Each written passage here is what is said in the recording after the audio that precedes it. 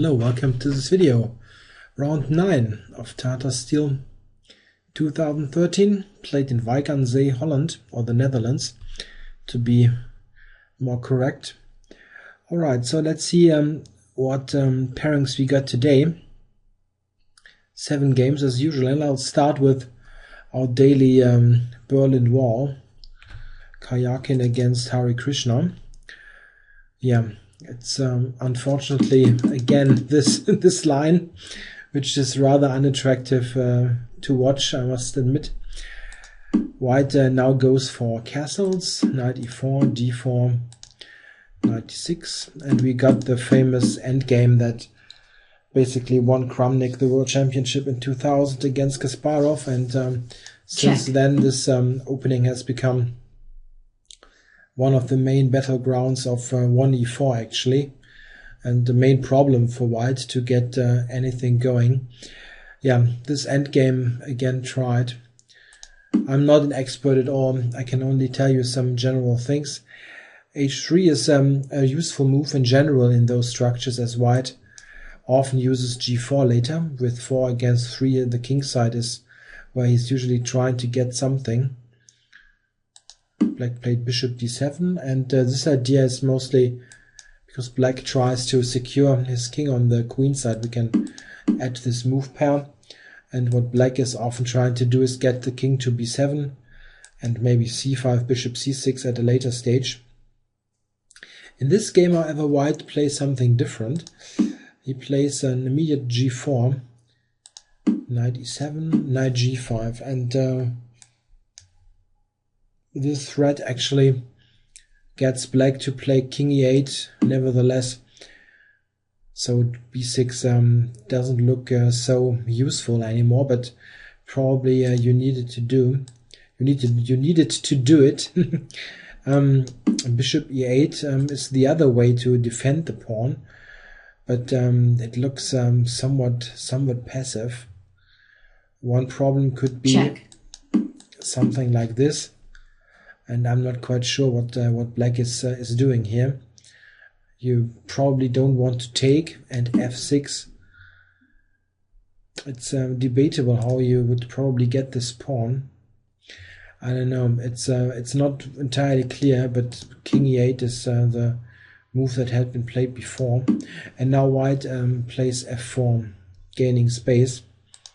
f6, immediately getting rid of this imposing knight. We now get this kind of position where white very quickly has pushed his kingside pawns, but he must be careful. On the other hand, his own king is quite exposed, and if black manages to coordinate pieces, then the two bishops can be really problematic for white. Yeah, h5. Immediately attacking g4, and white played g4, g5 himself. He doesn't want to allow the h file to be opened. So g5 is attacking f6 also with the knight, and black decided, oops, I did it again. Black decided to take the f5 pawn, and white in return got f6. So we, as mentioned, got a real opening of the king side here. So both kings look a bit exposed. Just look at those kind of ideas. It was only a check. Yeah. Black needed to take care about the d7 bishop also. Knight e2, bishop g7. Yeah, bishop c5 also was possible, but he wanted to attack this immediately, I would say. Rook f8, getting the rook into play, and here black actually sacrificed the h5 pawn. He never could cover with g6, as then knight f5 would be knight f4 would be a problem. So this is why he gave this, but it wasn't really a big problem. Black gets this move, and now puts this knight on e2 in a very annoying pin. white exchanges before this bishop can get even more dangerous. And now covers the knight. Rook e1 looks very bad in account of rook a to e8, and white loses a piece. So rook e1 was necessary. Oops, rook e1, rook f2 was necessary. Sorry, rook e1 didn't work. Rook f2 was necessary, and now rook e8 attacking the knight. It needed to move away. Check. Rook e1, and here, yeah, black looks very, very active, and it's clear that it's white white who needs to be cautious here, but it seems to be holding. Black doesn't have any big improvement here to attack the king. The king looks really weak, but you don't really manage to get on the long diagonal to make something happen. There's also this b3 bishop b2 idea. So black played bishop to d5, threatening rook h1 checkmate. So white needed to take, and now played b3, planning bishop b2, even winning the rook with check. So black needed to step out of the check, and here white simply has no choice. He needs to return with bishop b2 one pawn. Black got this back. But if you wouldn't do that, you will never ever move any of those pieces, and black gets more activity going. So it was certainly necessary to do that. Black got one pawn back here on g5, and now we have an endgame with equal material, which pretty much instantly fizzles out to nothing. You can try a bit, maybe as black, as you've got more activity. The h-pawn is not really a dangerous pass pawn, it's more like a weakness, but all in all it should be a draw really. And a couple of moves later a draw was agreed. Maybe you could analyze this endgame a bit if you have like a 3-hour video, but it's actually not completely clear cut, but it's drawish at the end, and they made a draw. Okay, so let's see what game I'm going to do next. I have a list now to make sure that I don't forget one. So, okay, Wang Hao against Caruana, and got the Slav again. Caruana also playing the Slav, and with e3 we've got this slow Slav, as it is entitled in amongst others Boris Avruk's book. Yeah, slow Slav is quite fitting. White doesn't go for the most aggressive move, knight c3, which is simply putting more pressure on the center, but also allows d takes c4, which is as solid as ever for black, I think. So this is why white goes e3 often, to avoid this this line. e3 also has got some points against e6. It's not so clear that e6 is really a great move here. Black can play that, but white has got additional options like b3 now to avoid typical Maron, like in the game Aronian Anand, this brilliancy that the world champion played in round 4. White would be able to avoid that. Okay, this line at least, avoid disaster you can with the various setups, but it's interesting alternative. But e3 is very often answered by bishop f5 or bishop g4, and also here Caruana just develops the bishop and afterwards wants to play e6, which is obviously very solid. White has got his bishop locked in, so this is for black saying, okay, I will even be better than you in a way. I will develop first and then play e6. Okay, h3 retreats, and now white took on d5. Yeah, very often black doesn't retreat but takes on f3. It's actually not so often played to keep the bishop, but what white is trying to do is to, very often with this move, to put some pressure on b7 and play on the queen side, as this bishop is far away from this part of the board. But in fact, Wang Hao didn't really. Okay, he took on f3 now. This is why. So black actually lost the tempo here. He could have taken on f3 instantly, but it's a difference. Now white has exchanged.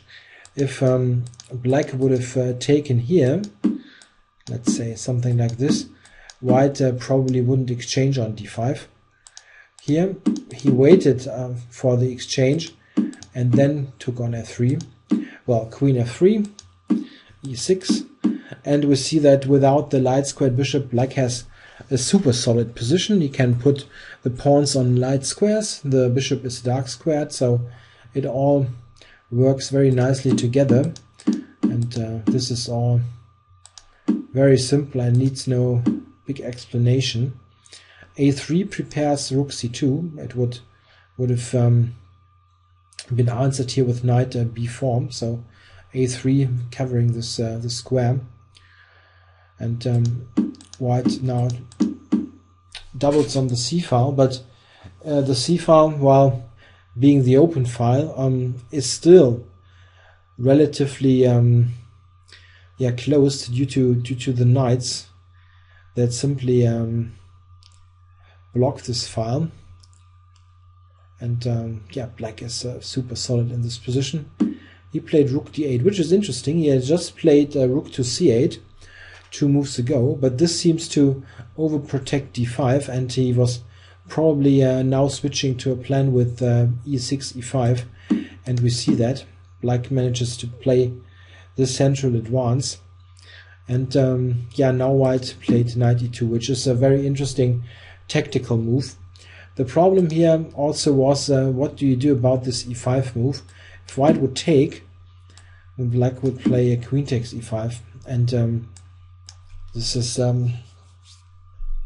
crude but very effective threat, which white probably needs to answer with a move like g3, which is really ugly. White can of course repair this a bit with stuff like bishop f1, g2 and so on, but it takes a long time, and black is perfectly centralized. You also, after opening the center, ask yourself what are these rooks doing on the c file? Not much, and this bishop is also not great. White needs lots of time to get a good coordination. Bishop to g2, knight e2, bishop to c3, and so on. This takes a long time. Black is fine here. So this is why he didn't take. He played knight e2, and this is very tactical now. After e4, you see that this bishop has no move. e4 is very provocative. He took on a7, and this a6, of course, and this is initiating now a very long tactical sequence. Black obviously cannot take it, as rook takes c6 just leaves white with one extra pawn and probably two in the long run. The a pawn is also weak, so this is easy. But black's idea was, after bishop takes a6, he just played knight to a7. This is why I was mentioning a7 earlier. This is a fun move. Now this bishop doesn't have a square, and at first you think, oh, they just blundered a piece, but it's not the case. White has a really funny move to continue all this. He played knight g3. The idea is knight to f5, taking on d6 and bishop b4, and we see exactly this in the game. It's rather forced. Black now took on g3. Probably this is the best move. Alternatively, he could have taken here something like this.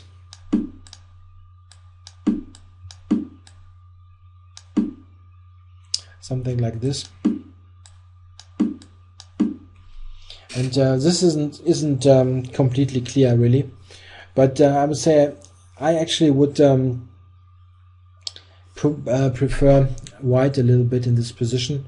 The rooks are nicely doubled on the c file, and lots of endgames are really preferable for white, especially if queens get off and you manage to put pressure on the a6 pawn. If you win this pawn, you also win the game. The knights are often very helpless against rooks and passed pawns, or potential passed pawns on the queen side, but it's not super clear.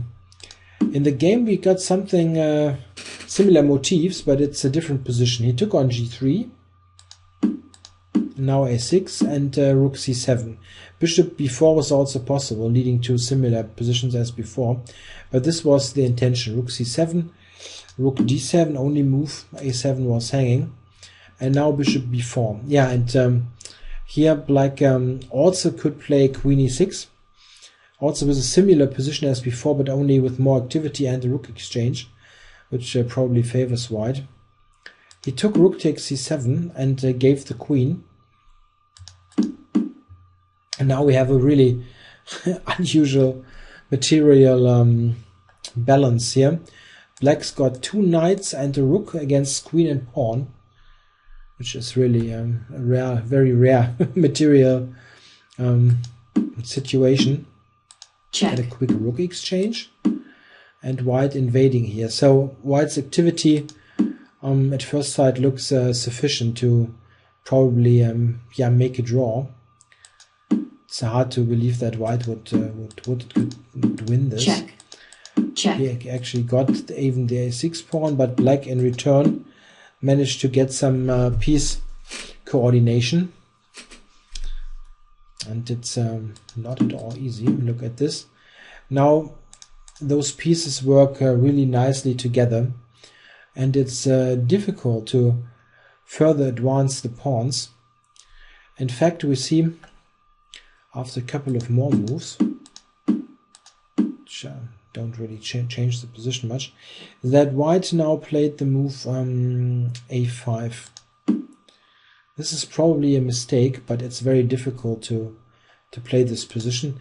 Queen a7 probably just keeps the position balanced, with the possible continuation of rook b7, queen back and rook back, so just playing this kind of repetition. The problem is that what white did, a5, could, oops, I'm sorry, I confused. Here, for a5, I had this repetition in, a5 on move 35. The problem is that now black probably could get an advantage even. He played knight a4, and better would have been to go back to c8. And this is really a bit of a problem now for white. He actually doesn't have anything else than b6, almost Zugzwang. The queen cannot really move. b5 is hanging. You must advance in order to not lose the pawn. And now black has a strong move, knight e7, and the idea is to play, it's a long sequence, but it's hard to prevent. Knight to c6, knight to c4, and then grab a5. And white doesn't have much to prevent that, really. I at least don't see anything. White stays just to put the threat on the board. And a5 is gone, and if a5 is gone, then the game is gone. Black wins those 2 pawns, it's pretty much over. So this was a chance, but typical computer line, but certainly it's possible to find this, but 3 minutes left is not easy at all. So knight a4. The difference is just that this knight isn't coordinating so well. White now played b6. And check. This was what Caruana had in mind, which is also looking nice. I mean, look at this queen. The queen is basically trapped. Black's pieces all protect each other. It's very nice. Those knights protect each other, and the rook takes away squares. White simply has no constructive move. He can just stay, but the problem with knight a4 was that the other move was probably leading to clear advantage, and this is just a draw. But there are some things still happening in the game. We have a couple of moves which don't really change the position much, and now white went g3, which also allows black for some activity now, and probably for an advantage. Black played the relatively passive, or let's say move that does nothing, rook b8. He could have gone rook c3 here, It's not an easy decision, of course, because white would be allowed now to move the queen again. So the logical move to consider is this. And Check. then black can play in this fashion. And the amazing thing is that, look at those pieces. They are so well coordinated now. The knights protect each other. The knight on d6 protects e4 and f7, so it's all protected. And also the knights prevent all kinds of checks. Queen b5 check, queen b7 check. And the problem is those pawns now will just fall. a5 and b6 will both go away in the next couple of moves, and this leads to white's defeat. Rook c3 would have probably won the game. I don't see anything, at least, and computer also. But it's a hard move to decide to play, of course. He had time, but didn't find it. Okay, rook b8, king b3, and now we have some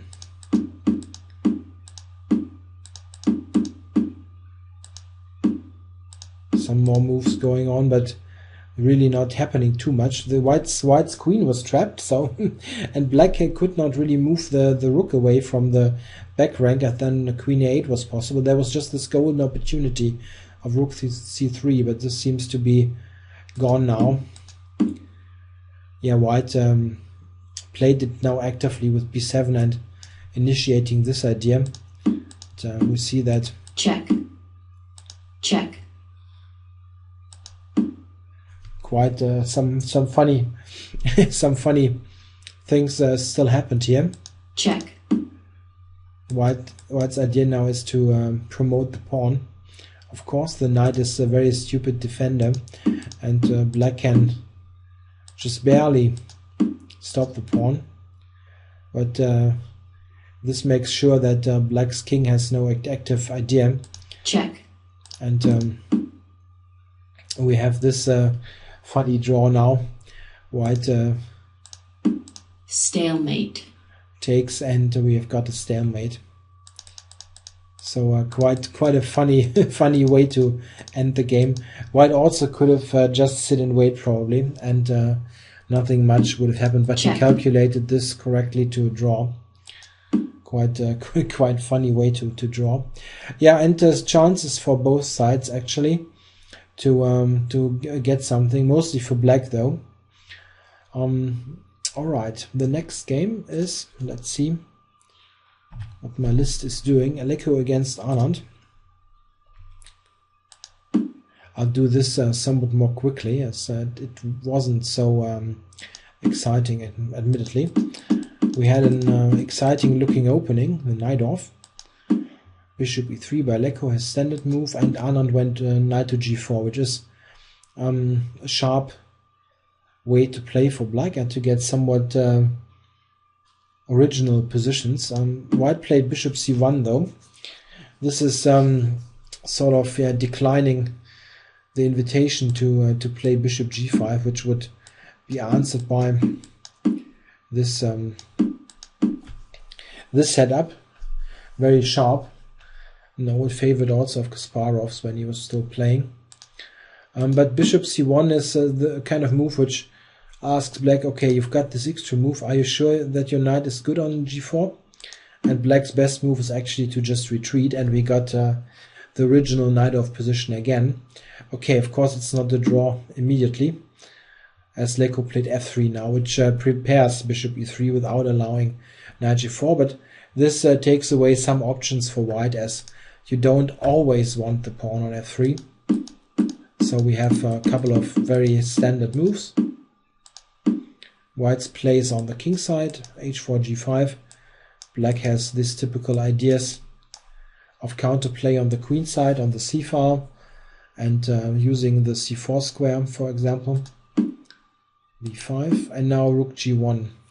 Yeah, I'm not familiar with the exact theoretical implications here.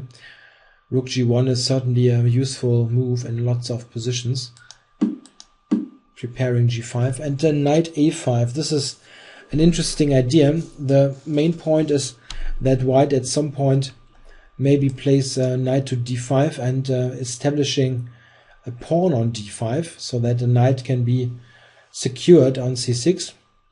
And of course, the direct idea is knight to c6 winning, knight to c6 and taking only 7, winning the d6 pawn. So if black would play a nothing move, then this I would even win the piece here.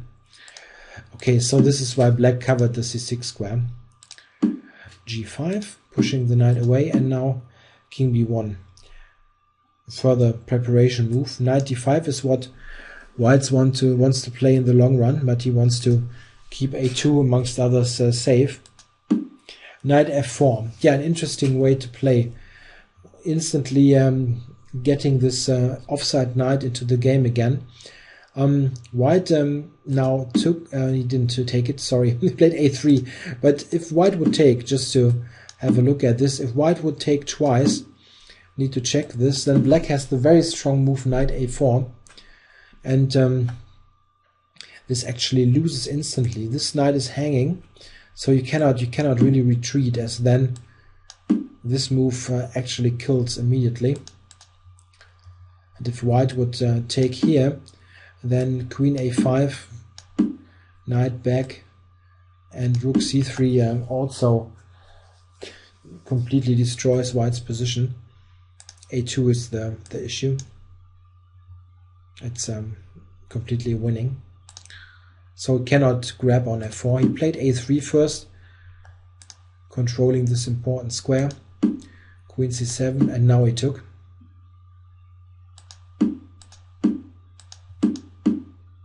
Yeah, now we see the mentioned idea of knight a5 to use it on c6, which is of course an attractive square to aim for. Anand now played queen c5. An important alternative here was, but I guess one that he pretty quickly discarded, is to take here. At first it looks quite good. You take this pawn and attack the knight. Queen d5, queen a5, bishop d3. Here black has won a pawn. It's 7 against 6, but it's a position that I don't think that black really wants to play. White is much easier to play in this position, as he's got this excellent bishop on d3, which is nicely anchored.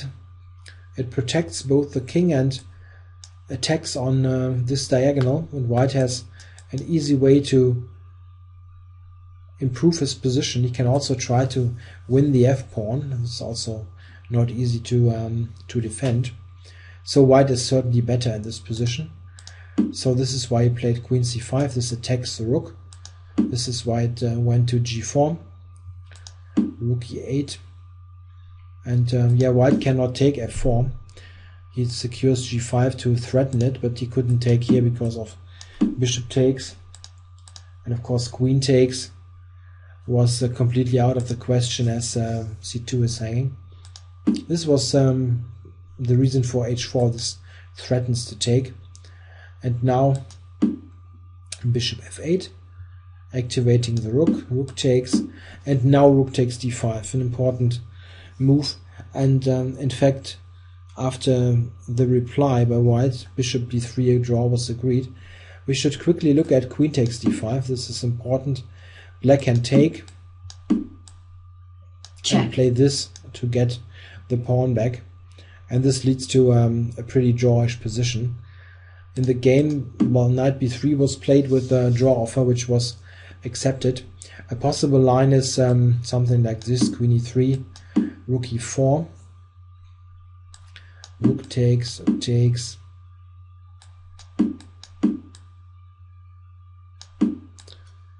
something like this with a very level position. We've got this opposite colored bishops that in the long run can easily make it even more drawish. So very unexciting position that was agreed drawn.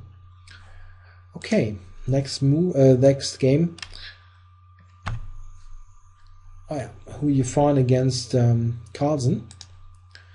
So we've got Hou Hou Yifan being the real underdog in this tournament against the huge tournament favorite Carlsen, who also played an excellent tournament, as we are actually by now I used to see. He's playing brilliantly all the time, and it's hard to believe, but Hou Yifan played the Ponciani opening, an opening that I really ridiculed quite a lot in the past.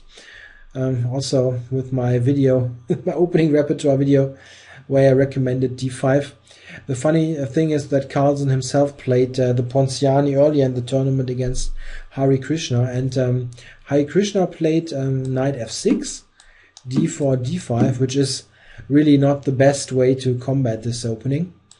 And Carlsen also didn't play d5, which is the theoretical way to tackle this, which is also what I recommended in my video, but he simply doesn't play it, and he also didn't seem to fear it a lot as white. Okay, he went knight f6, d4, and now he played differently to Hari Krishna. The main move actually is knight takes e4, but this is very difficult to win, as this kind of position here, Check. which can be forced by white. This kind of position here is very, very difficult for black to play for a win. It's very solid, but white has slight space advantage and is arguably even a little bit more comfortable. It's not a big issue, but black has no real idea to play for a win. This is why he played e takes d4, which is not played often, but is surprisingly good actually. The idea is that after e5, which is certainly the most interesting move, black plays knight d5. In fact, even knight e4 is a move. The idea being on queen e2 to play f5, e takes f d5. This is very interesting for black, and probably something worth investigating. This has some theoretical importance also, not so much because of the Ponciani, or maybe it comes into fashion again. I don't believe it really, but maybe it's possible. But looking at this position after d4 takes, this actually could also arise from another opening, and this is this kind of gambit here. Here black has a good antidote in d5, but this is a bit dull.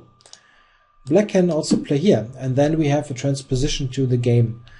It can be a good alternative if you don't want to play this d5 move against this gambit. Okay, back to the game. Knight d5, bishop c4, attacking the knight. As mentioned, knight e4 is also possible, but knight d5 is the more solid option. Knight b6, queen b3, d5. Yeah, and this looks very healthy for black. He managed to play e5 and d5, therefore has got no problems in developing his pieces. And if you look at this, this already applies some pressure on the center. Yeah, maybe I'm a bit biased here because I play e4, e5 as black. I already would prefer black here, just from my experience in those positions. Black has some play against d4, as mentioned. He can play f6, attacking this pawn chain, and I'm not so sure what really white's idea is in this position, but it's probably about equal. But I think black is somewhat easier to play. At least I would know for black what to do. For white, I'm not so sure what to recommend. Okay, we've got a couple of logical move. f6, attacking the pawn chain, and she ignored this for the moment. Carlsen now played queen d7, preparing long castling. F takes e5 was also something to consider, but if black would try to grab the pawn, then rook e1 would be really, really dangerous. I think this is not playable probably. Queen d7 is a good and healthy move, and it also tempts white to do something directly now. She first played h3, which certainly a useful move. Bishop to h5. And now white has a tactical opportunity. And she was tempted to play this. This is e6. And it looks good because this idea is quite nice. But I think this probably already leads to trouble for white. The problem is if black would take, then knight g5 is the idea, attacking the queen. Of course your own queen is also hanging, but if black would take, knight e6 would leave this hanging, and there's knight c7 also threatening, so this should be better for white. But oops, queen e6, knight g5, you must consider to take, and then check. This would happen. And while not being completely clear, it's certainly to white's advantage to gain the bishop pair here. Black has a quite healthy structure still, but certainly this is better for white than it was before. But Carlsen just played queen d6 and ignored this pawn. And the issue is this pawn has zero support from the other units. How is this pawn going to survive? It's got knight c3, long castle, and now a4, trying to play e5 and get some attack going on the queen side, but he just stopped it. And by now you ask yourself, what about this pawn?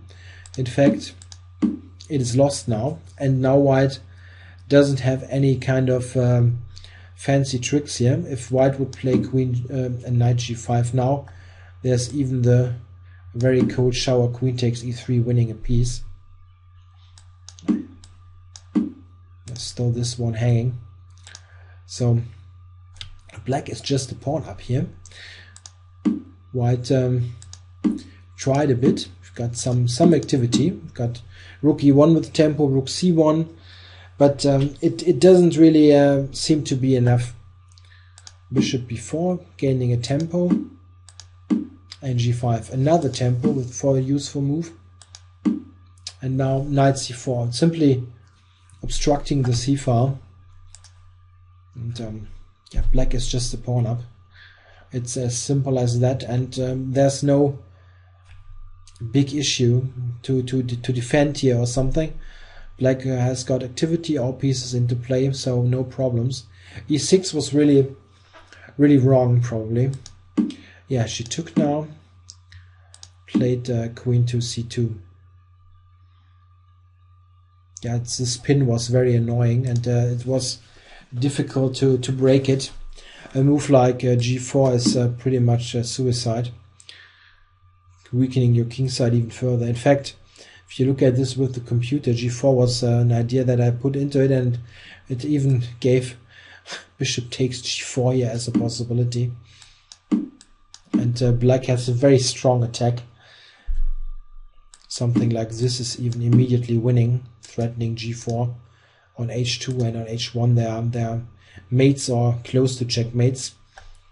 So g4 was really bad. Okay, queen c2. And now this bishop takes f3 is yeah, somewhat typical solution for Carlsen. He calculated the coming moves precisely to a position where he is just better and risks zero. Yeah, he's got no losing risk in this. Have a look. Takes. There. What I want to say is he could have played lots of other moves which were more complicated, but maybe even better moves, but moves that would give white probably a little bit more counterplay. Rook d8, bishop g6, all interesting. Let's say bishop g6 was interesting. Queen takes, bishop f7, all forced. And now a move like, let's say h5 with the idea g4. On move interesting is also bishop b3. It's unfortunately covered. Sorry, this year I thought bishop b3 was good, but it is not working. Yeah, black has a clear dominance in this position. He's got two bishops. This is a weak pawn, and you've got h4, g4 coming. Also a great position. but there's more pieces on the board. He spotted this. Takes, takes, knight takes, this is forced. Rook takes. And this is simple. Just protecting c4. And what is white doing now? There's not much that white can do in terms of activity. Just one move, and this he certainly saw beforehand. Bishop e5. Yeah, of course, using the pin here of this rook on f3. Bishop d2. This was clear. Check. Queen check.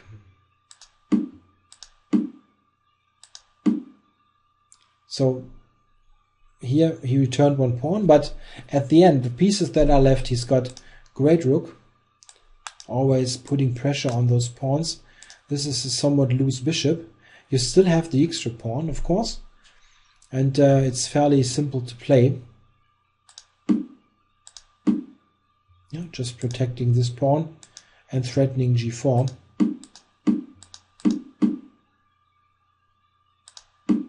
It's simply an extra pawn with no risk at all. Protecting the rook. And this is strong again. He saw that the c-pawn is hard to keep, so just c3 and bishop c5. And this is just a strong position for the bishop. It puts pressure on the f-pawn. The a4 pawn is still very weak. And black's got this ideas of rook e2, increasing pressure on the second rank.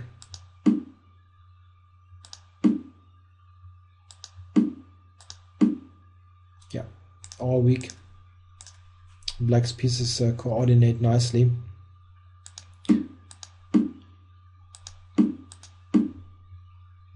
Yeah, and this was also a very deep calculation. Queen d2. Didn't need to do that yet. Other moves, but this is very direct. Threatening rook takes f2 winning and inviting the coming sequence, and the alternatives weren't any better.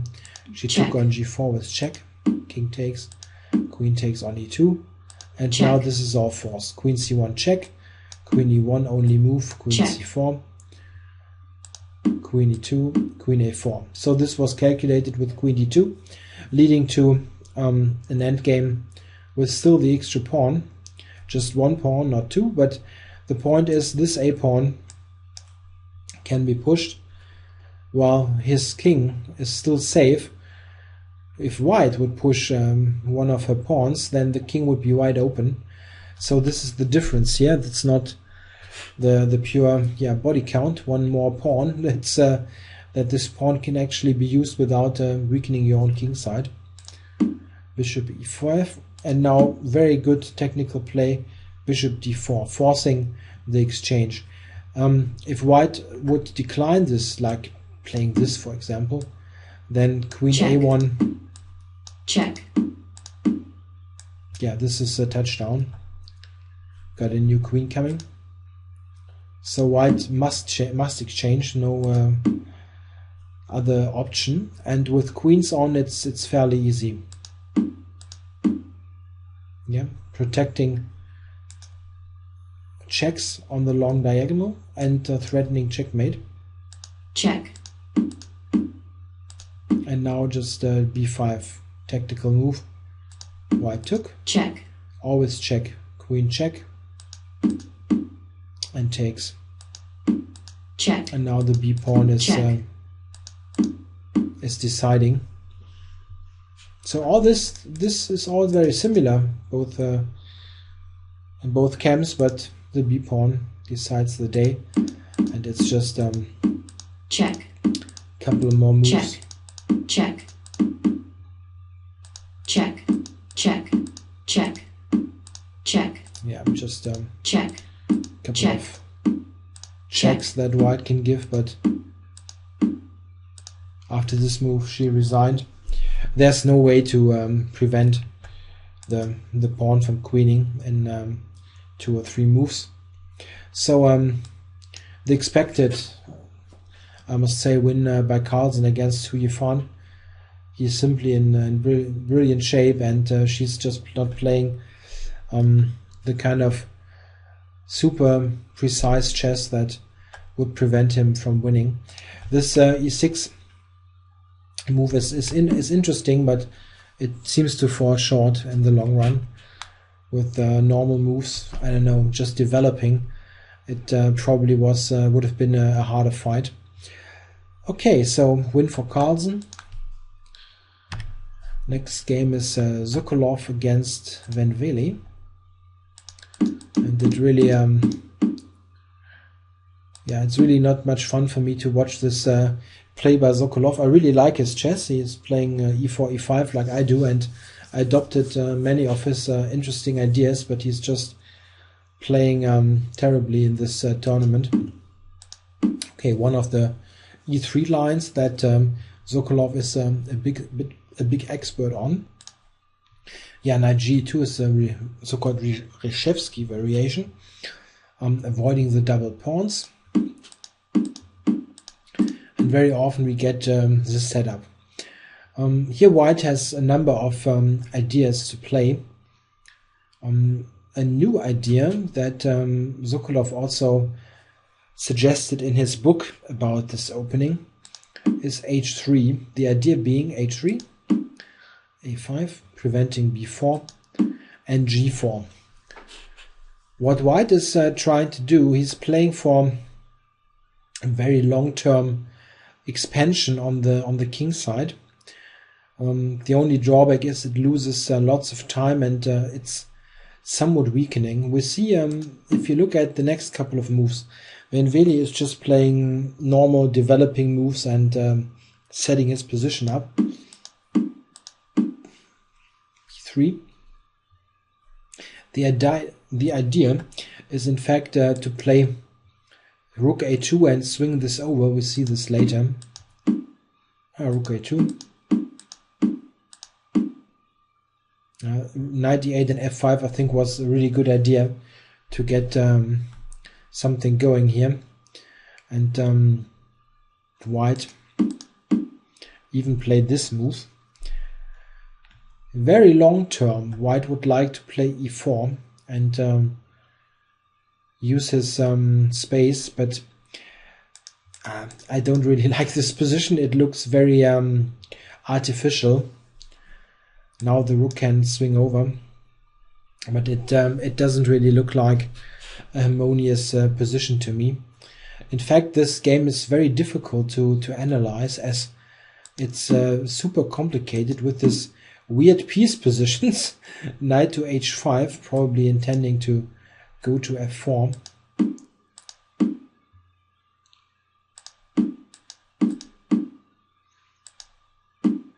Yeah, this was one idea with b3 a4, using this diagonal. Black protected the knight, and now White's knight needed to drop back. In this position, at first I thought that f4 would be very good.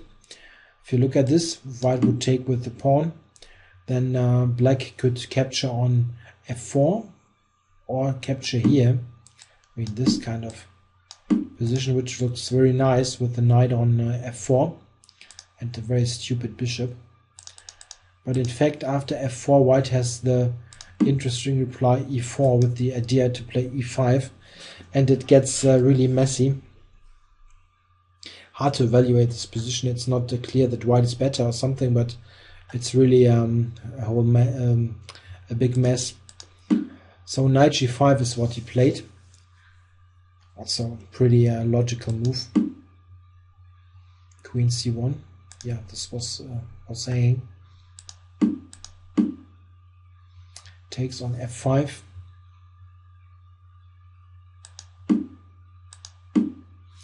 Yeah, probably trying to go to f4.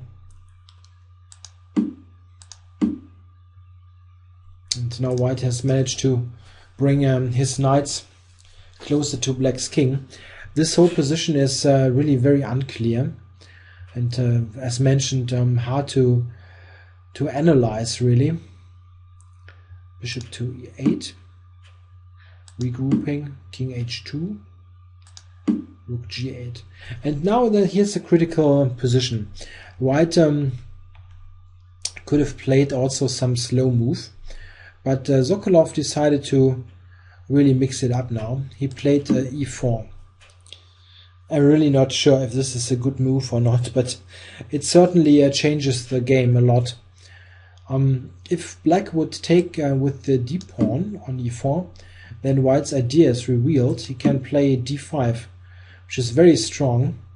In fact, this is a very strange piece setup by black. This bishop b2 check is so strong that this here wins instantly. White just wins. If black would, after d5, try to defend by putting a knight to e5, I'll put it on the board. Also this one, check. This. Knight e6, and white is really winning. Takes. Check. Takes. And this is the big point. Check. Check. Check. Yeah, and white is completely winning, using this rook even to attack this lone king. So black must be cautious about the long diagonal being open. This is also why, let's say, this is not working. Still this move. What he played was fine. He just took off one of the knights. Takes here, and here probably black made a mistake, but I mean this position is so weird that it's pretty easy to go wrong. I probably would have lost already because I would be so confused about all these pieces and on this clump of pieces here. Okay, he played knight to e6, and this leads to trouble.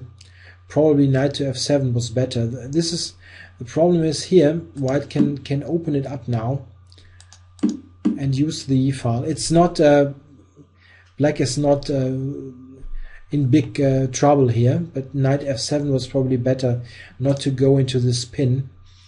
Here black is black needs to be really cautious, and in fact after queen to d7, queen e3, here black needed to play rook a to e8. This was really the move that keeps the position together. He, however, played knight g7, and here white could have won the game. And it's not really difficult, so Sokolov really must be in terrible shape. It was simply this move.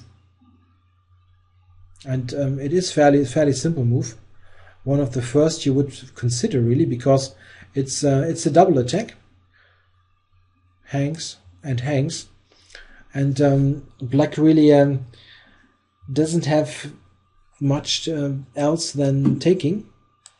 And after queen takes, you can easily see that white is winning, as or at least he's clearly better. What should this knight do? There's also rook e7 in this position as a possibility. This is why if you would play knight ahead here, there's simply rook e7 and black resigns. Mate on h7. Can grab check here, but this is just a check. And mate next move, or black needs to give up the queen with the lost position. So this was fairly easy. Let's say this, and here basically you can stop your calculation, as it is clear that white is close to a win. Knight must retreat to the terrible square g7, and then you have more than one good option: rook e7, rook e5. With this idea, so white is winning here. In fact, he played knight f4, which spoils this. Knight f7, covering a couple of critical squares. It was a very tempting move, this knight f4. If black would play a move like, let's say, rook e8, just for example, have a look at this position. Stop the video and think about this. What is white's next move? Okay, I'm going to say it. If black would have played this, white has check. This neat checkmate. This neat checkmate. So I think he was very much tempted by this cute idea. Of course, this is something that Wely saw quickly. It's easy to spot, but this is a tempting move. This is what I'm getting at. Maybe this is why I didn't really appreciate Queen f4. Okay, Knight f7, Queen c3. And Queen c3 is a mistake because it allows a tactic by black, which Wely didn't play. And this is also hard to understand because it's also very simple, really.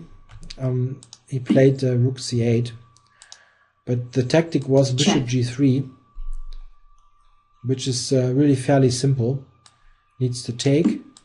Check. Knight h5, check, double check. So needs to go back. Rook takes here, and this is quite easy now. The rook is hanging, and and on g2 it's also an attack. So something like this maybe. And here black can, it's more than one idea, but he's got a very simple idea that just wins. Check. Takes, rook takes, f4 and resigns. Rook g8, g3 or knight g5 over. This is, it's not really so difficult to see that black is clearly better here. Maybe he did some miscalculation. Rook c8 keeps a very good position. This I must say, but bishop g3 is just winning. Queen d2, bishop g5, and now this is a terrible self pin, or not a self pin, but Queen d2 sort of walked into this this pin. Maybe he should have tried something else, but there are no great squares. Maybe here, yeah, but bishop g5 still. It's terrible. Yeah, well, Queen g2. And now there's this knight h5 threat looming over white's head. He didn't find anything better than h4, distracting this bishop, but it's just really for one move. And still knight h5. It's absolutely no way to now save the game.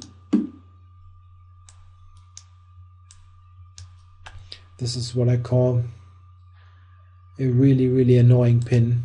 White gave the exchange, and some moves later, exactly here, he resigned. So really disappointing game by Sokolov. He's really completely out of sorts in this tournament. He easily could have obtained a big advantage on move 31. Here playing after knight g7, playing this queen f4 move. Instead, in a couple of moves he spoiled this. Very complicated position though, so it's easy to understand some of those miscalculations. Alright, so this game was won by Wely. He was really having a great tournament. Must give him credit where credit is due. Okay, so next game is Lamy against Aronian, and I think it's also the last game. Am I right? I've got Nakamura Giri coming up. This is going to be epically long. All right, this video. Okay, let's go ahead. Lamy against Aronian. Okay, symmetrical English. Yeah, fairly normal position where black now plays g6. This early d6 bishop d7 is quite interesting way to play. This keeps a little bit more tension in the position. Very often in the past black has played without d6 and bishop d7, just exchanging on d4 and then playing d6. This keeps a little bit more tension, as mentioned. One idea, and this is quite funny, is after e3 really being a rather conservative move, must say. White has alternatives with knight c2 or others.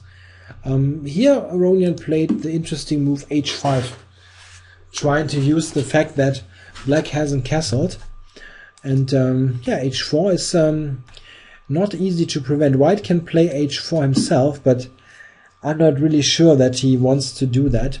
The problem with this move is that it really makes the pawn structure very unflexible. White without h4 still has sometimes at least ideas of playing at some point f3, e4, for example after this bishop is exchanged, but this would really weaken the structure now. So h4 you don't really want to play. He just played b3, h4, so developing. Queen c8. This really looks like a blitz game, right? Black's trying to mate quickly on the h-file. But it's really a bit dangerous. White cannot completely ignore this. He decided to simplify in this fashion. And it's understandable. I mean, Lamy is a realistic person. He thinks a draw is not bad against Aronian, so let's try to simplify the position a bit.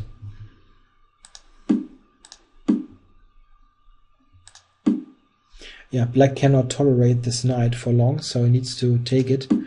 And in this position, arguably, white can be satisfied and maybe even retains a slight advantage. The bishops are not yet a big factor, but in the long run, it can be good. The problem is why they are not so brilliant is that this bishop is very likely being traded off, and then this bishop on g2 is a bit stupid looking at d5's pawn. Okay, in fact, there's not so much going on. King f8, rook c1, all very normal looking moves.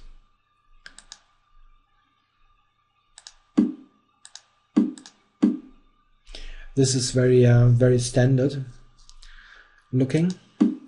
And now black went ahead and exchanged the bishops. The problem is that in general that black is in a bit of a traffic jam here on the king side. If black would have castled or the rook can be brought into play quickly, then black would have no problems at all.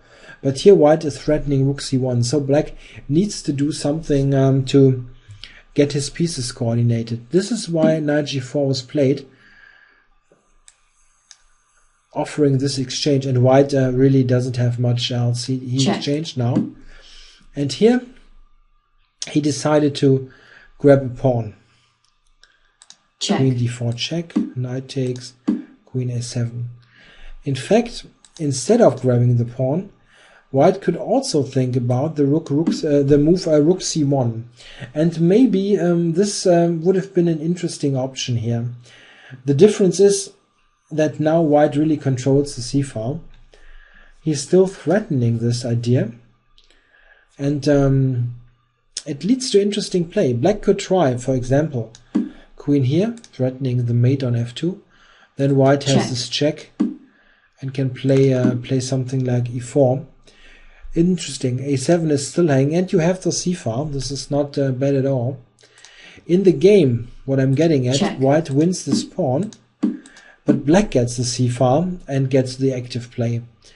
And it's difficult, I think, to suggest huge improvements afterwards. Maybe white has got chances to coordinate better, but look at this, what's happening. Just a couple of moves later. Black's got the activity now. Queen is active, rook is active, and I don't really see how white should make big progress. He actually managed to get the queens off, but even this isn't so great. You cannot easily advance the pawns. e4 is threatened now by means of this g4 move, and black relatively quickly activates his king. So maybe it needs a much deeper analysis, but I think that black has quite good chances to balance the position with his activity. A couple of moves later,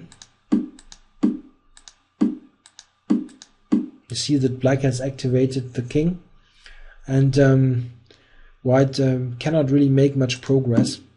He decided to exchange here.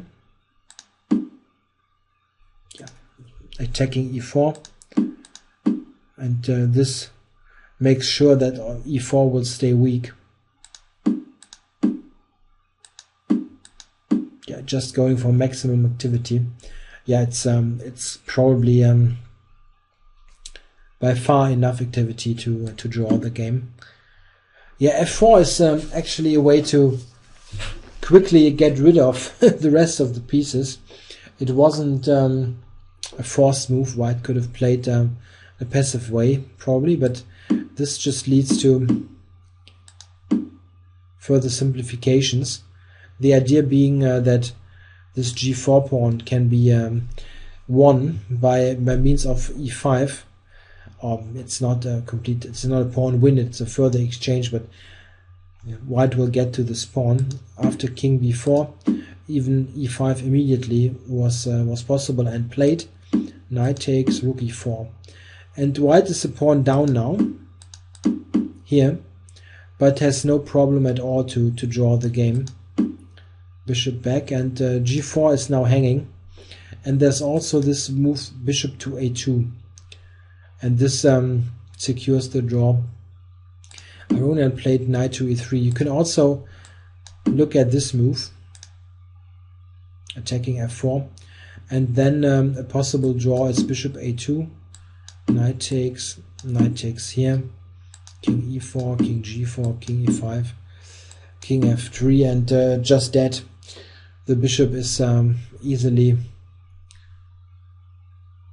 waiting for the pawn to sacrifice itself. So not much happening. He just protected g4, but White has this counterplay against the pawns. Black has no way to make progress now. Bishop e8, f7 is the idea. One idea, and White can just stay. This is what he did. Check. Yeah, now we have this idea. I actually pressed this 5 move at once again. So White at the end decided to go there and check. In this way Check. Clarify all this. Check. Sacrificing a piece. But of course here there are not any pawns left at all, and draw agreed. So maybe Lamy had a chance to play for something if he wouldn't have grabbed the pawn. After the pawn grab it was still interesting, but maybe Black was too active. Hard to say. I think Aronian played maybe a little bit too provocatively to trying to unbalance the position and maybe got into some trouble. Of course he wanted to win, trying to catch up, but it's difficult. Okay, so now one game left, and I'm not going to forget it. Nakamura against Giri. Again, forgetting Nakamura's game would have been embarrassing. Okay, e4. And this e6 move here. Nakamura answered with b3. One of those interesting offbeat lines. a6. Signalizing that you might go for some hedgehog. c4, d6. Yeah, this is very hedgehog-like. d4 takes, and now an interesting move. White could have played, of course, knight takes d4, which looks very normal in the Sicilian, but he played queen takes d4. This is maybe better. The idea is, or at least it is more interesting, I would say. The idea is that bishop a3 puts immediate pressure on the d6 pawn, and knight c6 is seldom a move that you want to play in this kind of structure. The knight usually belongs on d7. Let's see what happens. Some normal developing moves. Queen to c7, rook d1, rook d8. Yeah, anticipating the pressure on the d pawn. And White played this, bishop a3. And I think Giri played a very nice, initiated a very nice counterplay now. He played knight c6, of course just attacking the queen. It dropped back to e3. Of course White could also play queen d2, but queen d3 was played. Knight g4, attacking the queen. Queen d2. And now, in this position, he played a very, very nice move. He played b5, which looks at first rather surprising, because White is overprotecting the square, really with lots of pieces. Pawn, knight, bishop, but it seems to work. He now took and retakes. Okay, let's start with the easiest moves. This bishop is hanging. Yeah, well, even here. So bishop b5 is not working. Just takes it. And this means you need to check knight takes b5. But this is answered by queen b6. And this is quite nice. Attacking f2. And yeah, white needs to attend to this.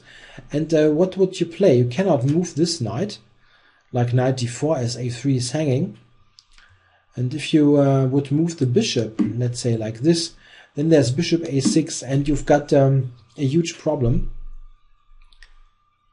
Because there's a very funny line. Knight d4, takes.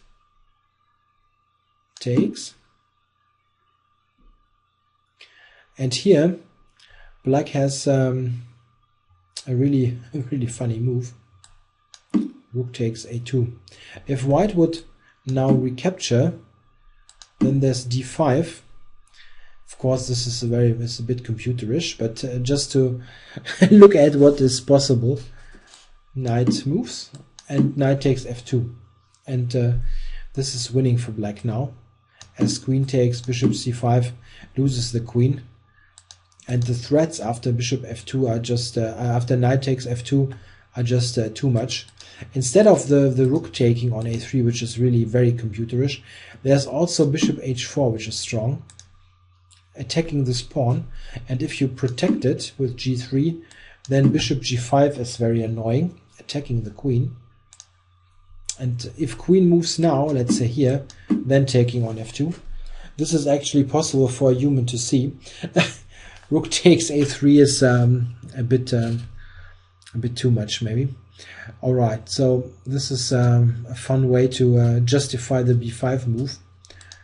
Nakamura went back to b2, not much choice, but this means b4 is possible, and white only has really this square on the edge of the board. Knight b5 would have been bad, leading to the same kinds of bad coordination, but now you've got this knight on the rim, and certainly black has a comfortable position. Bishop b7, taking a look at this knight. Knight d4, knight c5, all very logical. Black's advantage lies in the extra central pawn and this offside piece. And now white grabbed this pawn. So interesting play. Queen b4, rook b8, and in fact you immediately suspect that there's some tactic going here because it looks so uncoordinated. Queen c3, this was the idea, and queen b7. Here Nakamura grabbed on g4, knight takes, and now he played the very normal looking move queen g3. The queen is really a weird position on c3. Queen g3 looks very logical. White had a really weird tactical alternative here. I just want to show it briefly. This is knight c6, attacking his g7 with mate, but black can reply bishop f6, and funny enough, white has the reply e5 in this position, which is probably not sufficient, but it's just funny that this is possible at all. If you look at this, queen takes e5, I can even take on b8, and maybe I'm even better as white, winning in exchange. There's no big discovery here with the knight, and yeah, b8 is hanging and this bishop is hanging, so probably black needs to play something like this, and this leads to equality probably. Queen g3 now, or queen takes c6. It's maybe also sufficient for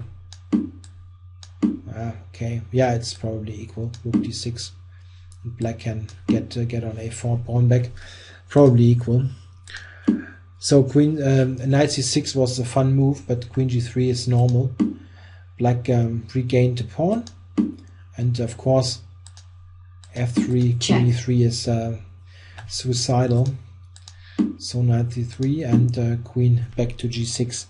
Yeah, and this position now is much more comfortable for black. It already was before, but now it has sort of transformed into another type of advantage. Before, black's good position was due to the bad knight on a4, and now he's got these two central pawns and two bishops, and this is not looking good for white. a4, d5, e5 was also interesting, but d5 was good, avoiding the trade.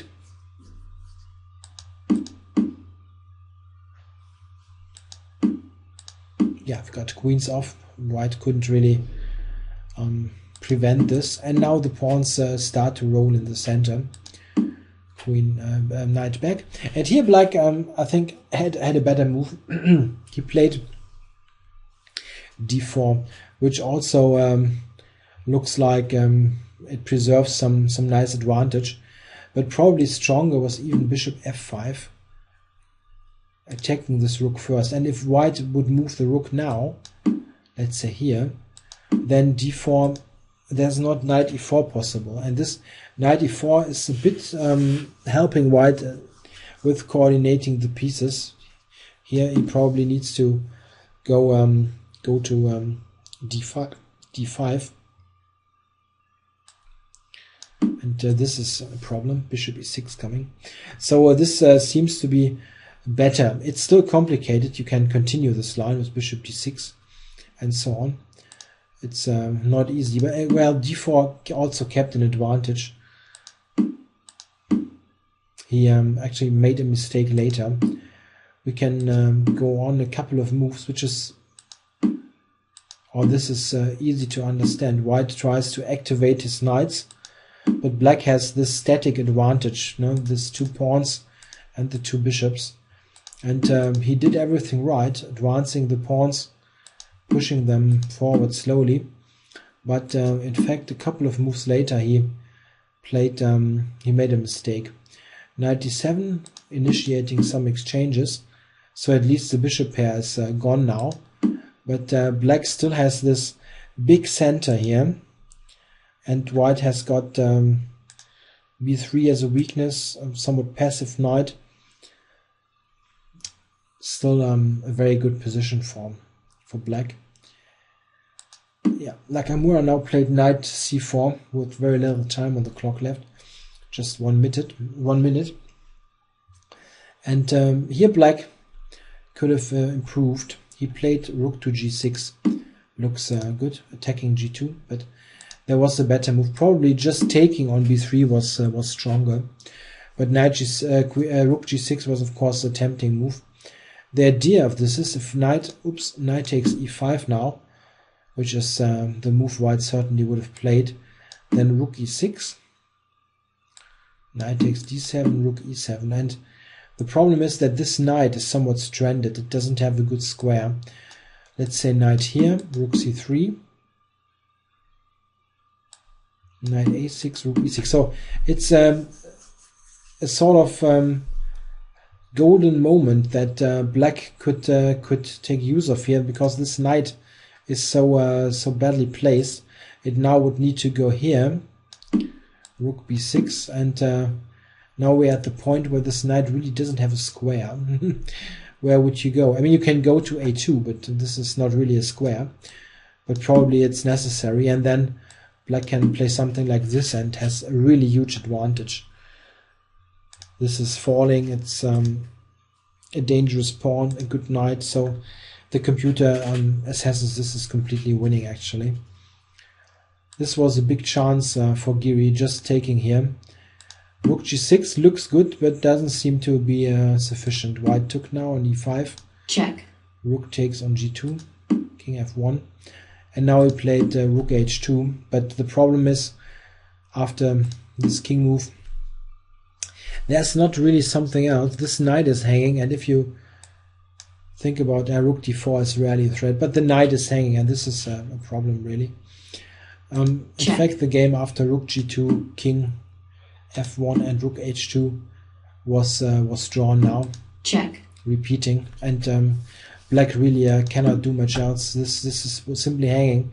And if you would move it, yeah, let's say you would move the bishop e6, and white has also this annoying move.